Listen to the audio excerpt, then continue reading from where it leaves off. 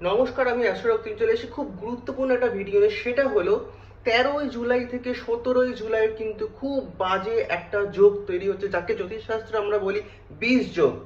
এই বিষ যোগ কেন তৈরি হচ্ছে? কারণ শনি কিন্তু তার গতি কমিয়ে দিচ্ছে, শনি কিন্তু চলছে রেট্রোগেট মোশনে।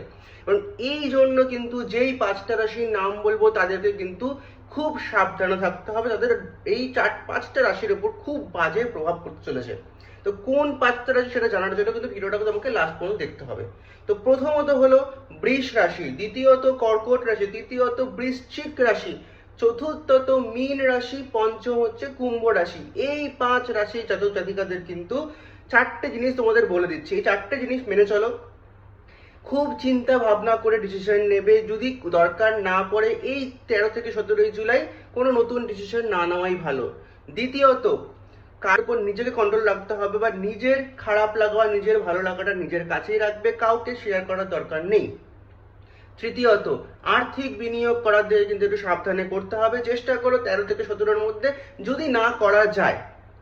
আর লাস্ট, নিজের কোনো ডিসিশন নেওয়ার আগে অন্য কারোর ওপর ডিপেন্ড করবে না, নিজের ডিসিশন নিজেই নেবে।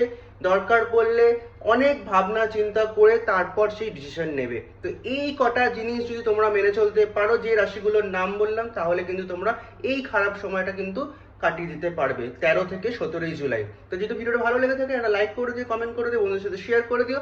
সবাই ভালো থেকো, সবাইকে ভালো রেখো।